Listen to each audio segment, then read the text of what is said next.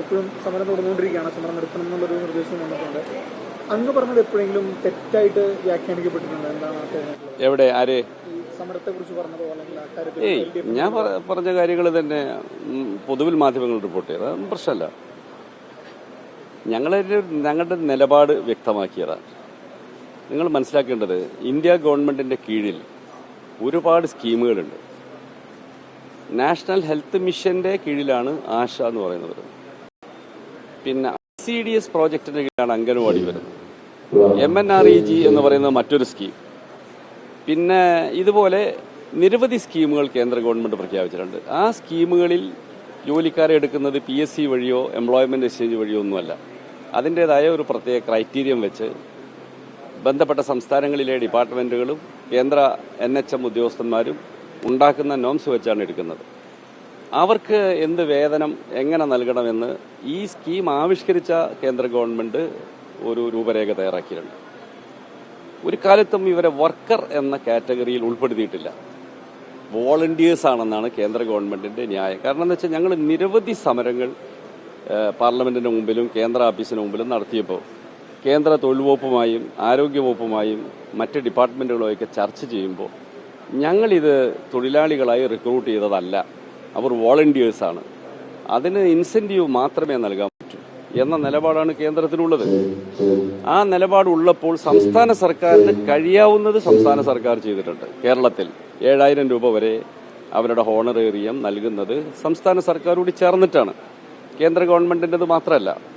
പിന്നെ അവർ ചെയ്യുന്ന ഓരോ പ്രത്യേകതര ജോലിക്ക് ഇൻസെന്റീവ് എന്ന് നിശ്ചയിച്ചിട്ടുണ്ട്. അത് ഭാരം കൂടുമ്പോൾ ആ ഭാരം കുറയ്ക്കണമെന്ന് അവർ പറയാറുണ്ട്. കഴിഞ്ഞ 2 ആഴ്ച മുമ്പ് CITU നേതൃത്വത്തിൽ ഞങ്ങൾ സമരം നടത്തിയിരുന്നു. ആശാ വർക്കേഴ്സിന്റെ മേൽ വലിയ ഭാരം വരുന്നു. അത് NHM ഡയറക്ടർ ഇടപെട്ട് ശരിയാന്ന് കണ്ട് അത് കുറച്ചു കൊടുക്കാമെന്ന് സമ്മതിച്ചു. ഇങ്ങനെയെല്ലാമാണ് ഈ സംഗതി. അപ്പോൾ ദേശീയ തലത്തിൽ NHM employees federation, anganwadi workers federation, ASHA workers federation ഇവരെല്ലാം ചേർന്നിട്ട് ശക്തമായ സമരം ഡൽഹിയിൽ നടത്താൻ ആലോചിച്ചവരാണ്. നിരവധി സമരം നടത്തിയിട്ടുണ്ട്. വീണ്ടും സമരമല്ലാതെ വേറെ മാർഗമില്ല. കോടതി വഴി പോയിട്ടൊന്നും ഒരു രക്ഷയും കിട്ടുന്നില്ല. ഇന്ത്യ രാജ്യത്ത് കേരളത്തിൽ പരിഗണിക്കുന്നത് പോലെ ഈ വിഭാഗത്തെ മറ്റാരും പരിഗണിക്കുന്നുമില്ല. ഇതാണ് ഒരു സാഹചര്യം. പിന്നെ ഈ NHMന്റെ കീഴിൽ ജോലി ചെയ്യുന്നവർ ആരോഗ്യ മേഖലയിൽ ജോലി ചെയ്യുന്നവരാണ്. സാധാരണ ഞങ്ങളൊരു സമരം ചെയ്യുമ്പോൾ ആരോഗ്യ മേഖലയിൽ വളരെ കരുതലോടെയാണ് സമരം ചെയ്യുക. ആരോഗ്യ മേഖല എന്നാൽ മനുഷ്യന്റെ ജീവനും ആരോഗ്യവുമായി ബന്ധപ്പെട്ടതാണ്. പൊതുപണിമുടക്കം വരുമ്പോൾ പോലും ആശുപത്രികൾ, പത്രങ്ങൾ, പാൽ വിതരണം ഇതിനെ ഒഴിവാക്കിയിട്ടാണ് ദേശീയ പണിമുടക്കവും സംസ്ഥാന പണിമുടക്കവും ഒക്കെ പ്രഖ്യാപിക്കുക. അപ്പോൾ ആരോഗ്യ മേഖലയിലെ പ്രവർത്തനം സ്തംഭിപ്പിക്കുന്ന ഒരു സമരത്തിലേക്ക് ഒരിക്കലും ട്രേഡ് യൂണിയനുകൾ പോകാറില്ല. ഈ സമരം ചെയ്യുന്ന ആളുകൾക്ക് അതൊന്നും ഒരു പ്രശ്നമല്ല. അവർക്കത് അറിയുമെന്ന് തന്നെ എനിക്കറിയില്ല. അവരെന്തോ ചെയ്യുന്നു. അപ്പോൾ അതിൻ്റെ ഭാഗമായി ആരോഗ്യ മേഖലയിലെ കണക്കെടുപ്പുകൾ, സർവേകൾ, ഇപ്പോൾ പുതുതായി കുഷ്ഠരോഗികളുടെ ഒരു സർവേ കേരളത്തിലാകെ നടത്തുന്നുണ്ട്. ജീവിതശൈലി രോഗങ്ങളെ സംബന്ധിച്ച് ഇതെല്ലാം കേന്ദ്രം ആവിഷ്കരിക്കുന്ന പദ്ധതിയാണ്. അതിനുള്ള ഇൻസെന്റീവ് അവർ കൊടുക്കുന്നത്. ഇതെല്ലാം യഥാസമയം നമ്മൾ എടുത്തു കൊടുക്കുന്നില്ലെങ്കിൽ ആ രോഗനിർമ്മാർജ്ജനത്തിന് കേന്ദ്ര ഫണ്ട് നൽകുന്നത് നഷ്ടപ്പെട്ടു പോകും. അപ്പം ഇത്തരം ജോലികൾ അനിശ്ചിതകാലത്തേക്ക് നിർത്തിവെച്ച് ഇവർ പോകുന്നത് ഒരു ശരിയായ രീതിയല്ല. ഒരു ദിവസമോ 2 ദിവസമൊക്കെ ആണെങ്കിൽ നമുക്ക് എങ്ങനെയെങ്കിലും ന്യായീകരിക്കാം, സഹിക്കാം. അപ്പോൾ ഗവൺമെന്റ് ഇപ്പോൾ അവരോട് ജോലിക്ക് കാരണം എന്ന് പറഞ്ഞത് സമരം പൊളിക്കാനല്ല, ഇത്തരം ആരോഗ്യ മേഖലയിലെ മനുഷ്യന്റെ ജീവനുമായി ബന്ധപ്പെട്ട ആരോഗ്യവുമായി ബന്ധപ്പെട്ട മേഖലയിലാകുമ്പോൾ ഒരു കരുതൽ വേണം എന്നതിൻ്റെ അടിസ്ഥാനത്തിലായിരിക്കണം. മറ്റൊരു തരവും ഞങ്ങളാരോടും ആലോചിച്ചിട്ടില്ല, ട്രേഡ് യൂണിയനുകൾ ആലോചിച്ചിട്ടില്ല. ഞങ്ങൾ കേന്ദ്ര ട്രേഡ് യൂണിയനുകൾ ഗവൺമെന്റിനോട് പറഞ്ഞിട്ടുണ്ട്, എല്ലാ ട്രേഡ് യൂണിയനും ഒരു മീറ്റിംഗ് വിളിക്കണം, ഈ പ്രശ്നത്തിൽ ഒരു ചർച്ച നടത്തിയിട്ട് ഈ മേഖലയിൽ എന്തെല്ലാം ചെയ്യാൻ കഴിയുമെന്ന് ആലോചിക്കണമെന്ന് ഞങ്ങൾ പറഞ്ഞിട്ടുണ്ട്. അത് അനുഭാവപൂർവ്വം പരിഗണിക്കാം എന്ന നിലയിൽ പറഞ്ഞിട്ടുണ്ട്. INTUC, AITUC, STU, CITU ഞങ്ങളെല്ലാം ഈ കാര്യത്തെക്കുറിച്ച് അനൗപചാരികമായി ആലോചിച്ചിരുന്നു. അപ്പോൾ ആലോചിച്ചപ്പോൾ നമുക്ക് ഗവൺമെന്റുമായി സംസാരിക്കാനുള്ളത് ഗവൺമെന്റുമായി സംസാരിക്കാം എന്നൊരു ധാരണയിലാണ് ഞങ്ങൾ എത്തിയിട്ടുള്ളത്. ഞങ്ങൾ ഈ സമരത്തിന്റെ സ്വഭാവത്തെ എക്സ്പോസ് ചെയ്യുന്നത് അവിടെ സമരം ചെയ്യുന്ന തൊഴിലാളികളെ ഏതെങ്കിലും തരത്തിൽ തള്ളി പറയാനോ അവർക്ക് എന്തെങ്കിലും ആനുകൂല്യം കിട്ടുന്ന തടയാനോ അല്ല. ഇങ്ങനെയല്ല സമരം ചെയ്യേണ്ടത് എന്നവരെ ബോധ്യപ്പെടുത്താനാണ്. അവർക്ക് യോജിച്ച് നിന്ന് സമരം ചെയ്യാനുള്ള അവസരങ്ങൾ ഉണ്ടായിരുന്നു. ഞങ്ങൾ കേരളത്തിൽ 23 ട്രേഡ് യൂണിയനുകളുടെ ഏകോപന സമിതിയുള്ളത്. ആ ഏകോപന സമിതിയിൽ വരുന്ന ഒരു കക്ഷിയാണ് ഈ സമരത്തിന് നേതൃത്വം കൊടുക്കുന്നവർ. ഞങ്ങൾ ഒരാളോട് പോലും ഈ കാര്യം സംസാരിച്ചില്ല. ഇങ്ങനൊരു സമരത്തിന് ഞങ്ങൾ പോകുന്നുണ്ട്, നമുക്ക് കൂട്ടായി ചെയ്തൂടെ? ഒറ്റയ്ക്ക് എന്ത് നേടാനാണ് ഇവിടെ?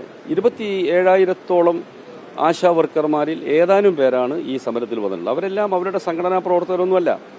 ഈ ജീവിത പ്രയാസം കൊണ്ട് ഏതെങ്കിലും വിധത്തിൽ എന്തെങ്കിലും ആനുകൂല്യം കിട്ടിയാൽ തരക്കേടില്ല എന്ന് ആർക്കാ തോന്നാത്തത്?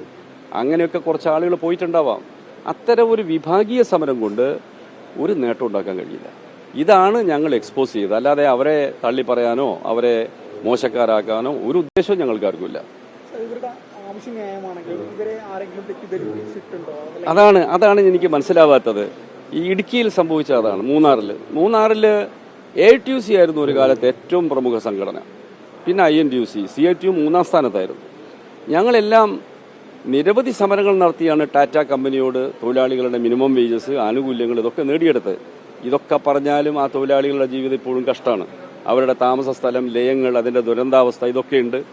ഇതൊന്നും കൂടുതൽ മെച്ചപ്പെടുത്താൻ കഴിയുന്ന അന്തരീക്ഷത്തിലല്ല കേരളത്തിലെ പ്ലാന്റേഷൻ ഇപ്പോൾ ഉണ്ടെന്നുള്ളൊരു പ്രതിസന്ധിയുണ്ട്.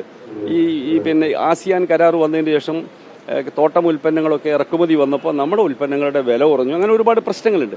അപ്പം നമുക്കും പരിഹരിക്കാൻ കഴിയില്ല. അപ്പം നിങ്ങൾ നോക്കൂ, ഖാദി വർക്കേഴ്സ് ഉണ്ട്, 330 ഉറുപ്പികയാണ് അവരുടെ മിനിമം കൂലി. എന്ത് ചെയ്യാൻ പറ്റും? കയർ വർക്കേഴ്സ്, കയർ സൊസൈറ്റികൾക്ക് ഗവൺമെന്റ് പ്രഖ്യാപിച്ച മിനിമം കൂലി കൊടുക്കാൻ വരുമാനം കിട്ടുന്നില്ല. മിനിമം കൂലിയിൽ കുറവ് കൊടുത്താൽ ബാക്കി തുക സർക്കാർ കൊടുക്കുക. ഇൻകം സപ്പോർട്ട് സ്കീം എന്ന് പറയുന്ന ഒരു പദ്ധതി 2006 LDF ഗവൺമെന്റ് ആവിഷ്കരിച്ചതാണ്. അതിന് പണം ഗവൺമെന്റ് കൊടുക്കുക, ട്രഷറിയിൽ നിന്ന് കൊടുക്കുക. വളരെ തുച്ഛമായ വേതനമാണ്. അതുപോലുള്ള നിരവധി തൊഴിലാളികളുണ്ട്.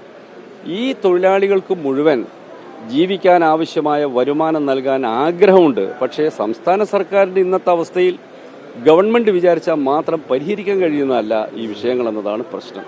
പിന്നെ ചില വെൽഫെയർ പദ്ധതികൾ കൊണ്ടുവരികയോ അല്ലെങ്കിൽ എപ്പോഴെങ്കിലും ഉത്സവ ബത്ത നൽകുകയോ ഒക്കെ ചെയ്തുകൊണ്ട് പരമാവധി ആശ്വാസം നൽകുക എന്ന നിലയിലാണ് ഗവൺമെന്റ് ആലോചിക്കുന്നത്. ഇതിലെല്ലാം വളരെ ഗൗരവമായി ട്രേഡ് യൂണിയനുകൾ ഇടപെടുന്നുണ്ട്. ഇത് പൊമ്പളൈ ഒരുമൈ സമരം സംഘടിപ്പിച്ച മാതൃകയിൽ അവിടെ ഒരു സംഘം ആളുകൾ ഇവരെ തെറ്റിദ്ധരിപ്പിച്ച് തമിഴ് വംശജരായ ആളുകളുടെ ഒരു കൂട്ടായ്മയൊക്കെ ഉണ്ടാക്കി. അങ്ങനെയാണ് അവിടെ ഒരു സമരത്തിലേക്ക് വന്നത്. സമരം വന്നപ്പോൾ വലിയ മീഡിയ അറ്റൻഷൻ കിട്ടി. അപ്പോൾ സ്വാഭാവികമായിട്ട് ഒരു ആവേശത്തോടു കൂടി അങ്ങനെ നിന്നു. അന്ന് UDF ഗവൺമെൻറ്റാണ്. UDF ഗവൺമെന്റ് ആയിട്ട് പോലും ഞങ്ങളാരും ആ സമരത്തിന് പിന്നാലെ പോയില്ല. UDFനെതിരായൊരു സമരം നടക്കട്ടെ. ഞാനും ചന്ദ്രശേഖരനും ഒക്കെ ഇടപെട്ടാണ് അന്ന് ഷിബു ബേബി ജോണുമായി സംസാരിച്ച് ആ പ്രശ്നത്തിനൊരു ഒത്തുതീർപ്പ് ഉണ്ടാക്കാൻ മുൻകൈയെടുത്തത്. അതുപോലെ ഇതും ഏതോ ഒരു ഈർക്കിൾ സംഘടന, അവർക്ക് ഒറ്റക്ക് അവരുടെ സംഘടനാ ശക്തി കൊണ്ടൊന്നല്ല ഇത് സംഭവിക്കുന്നത്. ഇതിന്റെ പിന്നിൽ ആരോ ഉണ്ടാവാം. പിന്നെ നല്ല മീഡിയ അറ്റൻഷൻ കിട്ടിയപ്പോൾ അവർക്കൊരു ഹരമായി. പിന്നെ മഹിളാ കോൺഗ്രസ് വന്ന് മന്ത്രിയുടെ ഓഫീസ് വീട്ടിലേക്ക് തള്ളിക്കയറുന്നു. എല്ലാ ദിവസവും വാർത്ത വരുന്നു. അപ്പോൾ അങ്ങനെ ഒരു ശ്രദ്ധ പിടിച്ചു പറ്റി എന്നുള്ളൊരു ആവേശത്തിലായിരിക്കാം അവർ കണ്ടിന്യൂ ചെയ്യുന്നത്. അതല്ലാതെ തൊഴിലാളികളുടെ പ്രശ്നം പരിഹരിക്കാൻ ഈ വിധത്തിലല്ല. ഇല്ല, വിളിച്ചിട്ടില്ല. ഞങ്ങൾ പറഞ്ഞതാണ്, ആലോചിക്കണം എന്ന് പറഞ്ഞു. കേന്ദ്ര ട്രേഡ് യൂണിയനുകളെ ഒന്ന് വിളിക്കുന്നത് നല്ലതാണ് എന്ന് മന്ത്രിയോട് പറഞ്ഞിട്ടുണ്ട്. അല്ല, സ്റ്റേറ്റ് ഗവൺമെന്റിനോട് തന്നെ. ഈ സ്ഥിതി കേരളത്തിലാണല്ലോ ഈ സമരം നടക്കുക. ആ സാഹചര്യത്തിൽ സമരം ചെയ്യുന്നത് ഒരു അൺറെക്കഗ്നൈസ്ഡ് യൂണിയൻ ആണെങ്കിലും അല്ലെങ്കിൽ ഒരു ചെറിയ സംഘടനയാണെങ്കിലും ഈ പ്രശ്നങ്ങളെക്കുറിച്ച് ദേശീയ ട്രേഡ് യൂണിയനുകളുമായ ഒരു ആശയവിനിമയം, ഗവൺമെന്റ് എന്താ ചെയ്യാൻ ഉദ്ദേശിക്കുന്നത്, എന്താ ചെയ്തുകൊണ്ടിരിക്കുന്നത് എന്ന കാര്യത്തെക്കുറിച്ചൊന്ന് വിശദീകരിക്കാമല്ലോ. അങ്ങനൊരു യോഗമാവാം എന്ന് ഞങ്ങളൊരു അഭിപ്രായം ഗവൺമെന്റിനോട് പറഞ്ഞിട്ടുണ്ട്. തീർച്ചയായിട്ടും. അല്ലാതെ അനിശ്ചിതമായിട്ട് അവരങ്ങനെ ഇരുന്ന് പോകണമെന്ന് നമുക്ക് അഭിപ്രായമില്ല. പാവപ്പെട്ട തൊഴിലാളികളല്ലേ ഇരിക്കുന്നത്.